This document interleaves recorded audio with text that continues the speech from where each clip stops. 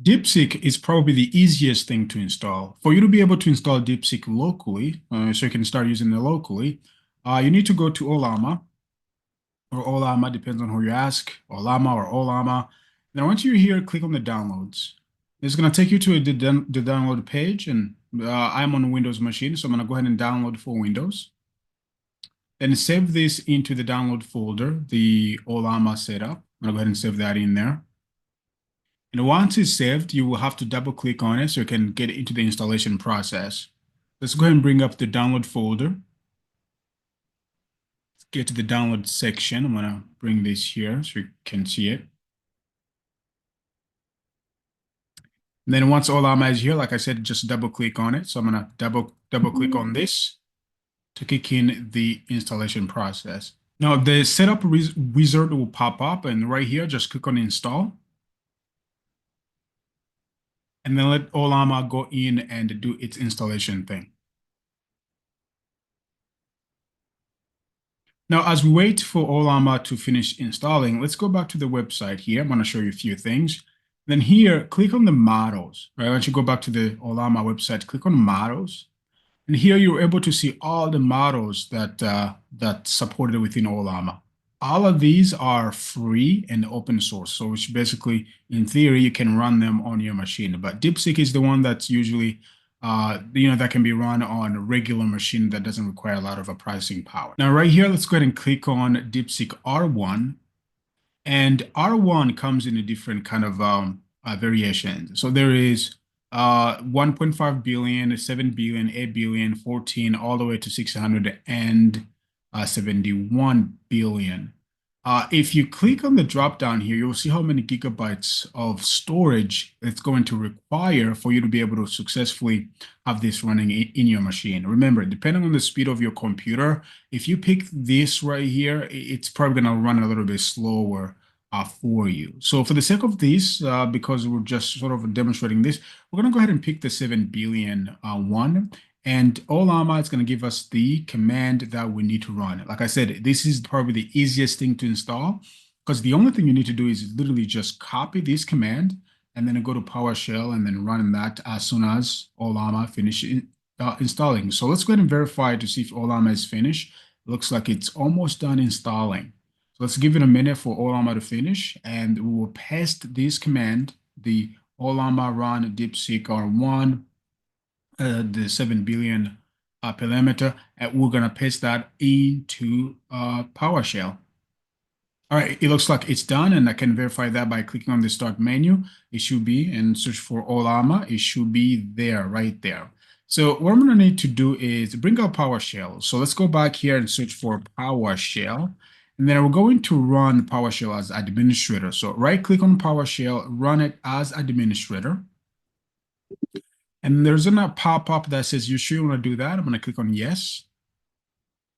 And let's go ahead and maximize the screen of PowerShell. So this is PowerShell. All you need to do, if you haven't done already, go back to Ollama and copy this, then go back to PowerShell, and then left click on PowerShell. Right? It's going to go ahead and paste in that command. All you have to do now, just click on enter. Now it's going to go in and basically pull this kind of a version of DeepSeek that we're looking at downloading, which is like the 7B, which it won't take long because it's just 4.7 gigabytes worth of data. So let's give it a minute for Ollama to finish bringing that in, and we will test it. Now, after waiting for a little bit, looks like Ollama was able to install, meaning pull DeepSeek, and then it went in and verified the SHA-256 digest, meaning the hash for the DeepSeek, and making sure that I got the right version. So right now it finishes installing, and as I can see that by looking at that little word there that says success, and right here it says, oh, send a message, meaning this is the prompt where I can start asking my local DeepSeek LLM some questions. But before we do that, let me go ahead and show you a few things. For example, if you type in the slash with the question mark, you are going, let's go ahead and do that quickly here.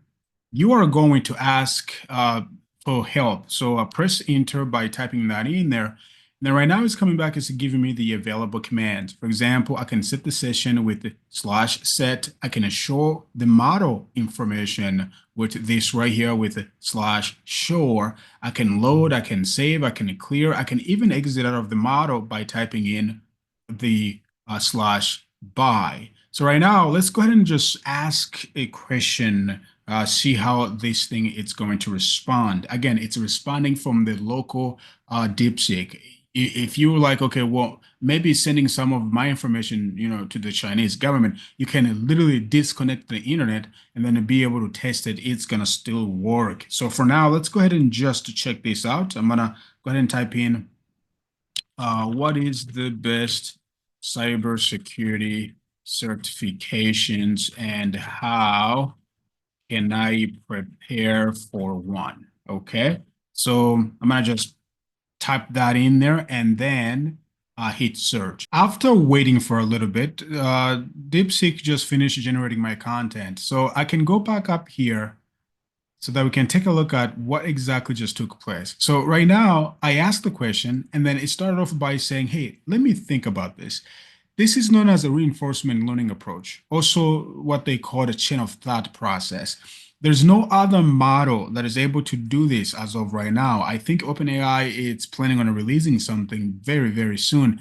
But as of right now, this is the only AI model that's able to kind of show you the process of it going in there and thinking through your problem. So right now it's going in is saying, okay, the user is trying to understand this. The question was, okay, what are the best cybersecurity certifications? It's going in is saying, hey, I should probably first figure out, okay, who are the vendors like CompTIA, things like CISSP, Cisco certifications, maybe NIST, ISO, and then so on and so forth. So after thinking through it and then telling me how it's going in, is doing the whole chain of thinking, it comes back and responding to my answer, saying, okay, the best certifications, there we go, CompTIA, you should start maybe with that. Go with the EC console, maybe some Cisco, maybe some Microsoft, maybe some PMP, and so on and so forth. And then it's going in, it's giving me some preparation strategy, again, based on the way I asked. So this is really good, but look at this. It gets a little bit boring looking at just the, black screen with the, just some letters. For some people, they might want to kind of uh, want to get that UI, that graphical user interface that they're so used to when they're using, ChatGPT or one of these other AI models. For that, we're going to go ahead and install Docker and then bring on a tool that is known as Open WebUI, which allows us to run DeepSeek in a pretty good looking UI. But before we do that, you might be asking a question. Okay, Francois, well, let's go ahead and um, exit out of this, right? Say bye. When you do that, it's gonna go ahead and say, okay, well, bye then, right? We're done. But your question might be, okay, Francois, well, what if I want to get back to this next time? All you have to do literally is to press the same command that you used to install it, and it's gonna bring it back. So if we go back here and copy that command again, minimize that. If we place that in there and press enter, it's not going to go ahead and install it again from scratch. It's just going to go ahead and allow me to start using it. So that's how you get back to it. It's by typing in the same exactly command that you use to install it. Now, let me go ahead and say bye again to exit out of this.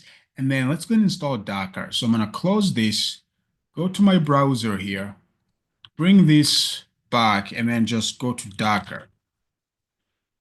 Now I'm going to go to Docker's homepage and then I click on the download Docker desktop or hover over it. Then I pick the operating system that you use. In my case, I'm using Windows, specifically the AMD Windows. And I click on that. Then I'm going to save that into the desktop as well, the installer. And then let Docker installer download. Once it's finished downloading it, just like what we did with Ollama, I'm going to double click on it and then get the installation process kicked in. And here we are. So I'm going to go ahead and double click on the Docker desktop installer. And it's going to go ahead and give me the wizard where I'm able to walk into the whole process of installing Docker. So let's give it a minute. And now we can see the icon here at the bottom that says, okay, I mean, we can see the Docker icon here at the bottom that is showing us, okay, we're going to use WSL, and then we're going to, add the shortcut to the desktop. I'm going to say, okay, let's do that. And now it's going in is installing Docker. So this might take a minute. It's unpackaging some files. So let's give it some time. Once it's finished installing, I'll come back and then we're going to finalize this lab. And after waiting for a little bit, Docker is finished installing. So here is the thing. Once we close this, it's going to ask us to restart the machine. And then I'm doing this on my physical machine. It's not virtualized. So I'm going to go ahead and click close. Now, after rebooting the machine, we are back here. So let's go ahead and check a few things. One, let's check to make sure that virtualization is enabled. We should have done this earlier. So I'm going to go ahead and click on the start menu. And then right here, I'm going to type in Task Manager. Just verify before we run a Docker. Then once you bring up Task Manager, go ahead and click on Performance. And once you are right here, make sure CPU is selected. Then at the bottom here, check virtualization and make sure it says enabled. I knew mine was enabled. Maybe that's why I forgot. But I just want to make sure this is enabled before we move forward. And once you're done with that, go ahead and close the Task Manager and then go ahead and open a Docker. So I'm going to go back to the search menu and then open Docker. Oh, that's it, open.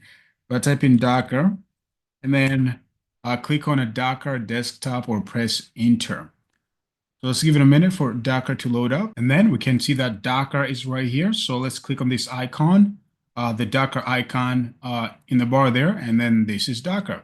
So go ahead and accept the terms service agreement. Click on accept. And it's going to bring up this sign-in page, right? You have already created the account. So click on personal.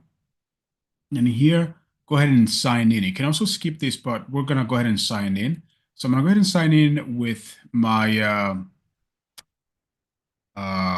my personal account. So click on personal and then sign in with your personal account. It's going to go ahead and take us to Google Chrome and ask us to authenticate automatically because I'm already logged in into Docker from the Google Chrome. So I'm going to go ahead and click on open the Docker desktop. And it should go ahead and sort of like sign me in. But before they do that, they're going to bring up this survey. You sure you want to, that kind of stuff. I'm going to go ahead and click skip the welcome survey. And now we're in without any problem. So this is Docker, is ready, it's good to go. So once you finish signing in, go back to Google. I'm going to go ahead and search for Google. Then once you're here, go ahead and search for Open WebUI container. So we're going to type in Open WebUI container. There we go. And then click on Getting Started, the guide Getting Started here from OpenUI website. Now, once you're here, go ahead and click on the Quickly Get Started, the Quickly Started guide. And then once you're here, you're going to scroll down a little bit here so you can see a few things. Again, we're doing this on the Docker, so make sure that is selected.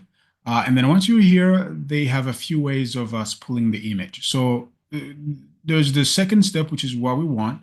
But if I scroll down a little bit here, I want to show you something. If you are running like NVIDIA GPU, you can pull this right here, which is going to kind of help your AI runs a little bit more smooth. But in our case, we just want to run the container here. So we're going to go ahead and just pull this right here. I'm going to go ahead and copy that, right? Make sure I copy this right there. And then here, let me go ahead and go back to PowerShell. So I'm going to then open PowerShell one more time. PowerShell and then run it as administrator. Click yes for the pop-up. This is PowerShell. I'm going to go ahead and paste the command that I just copied here. Then once I paste that in there, I'm going to go ahead and press enter on the keyboard. Now Docker is going in. It's installing the Open WebUI. All right, after waiting for a little bit, it looks like it's finished, but there's a pop-up here that's asking us if we want to open some kind of a backend, a Docker backend. So go ahead and click on allow. After that, let's go ahead and open a Docker and we should be able to see the container we just installed. So let me go ahead and make this a little bit bigger. And we can see, clicking on the container there, we can see that we have the Open Web UI, and we can see a few things like the container ID and so on and so forth. So right now, what we care about is the local host with the port of 3000. So I'm gonna go ahead and click on that, and it's opened. So let me go ahead and bring it that because it opened on my other screen there. And we can see that localhost uh, with this port number is now here. So all you need to do here, just click on the getting started.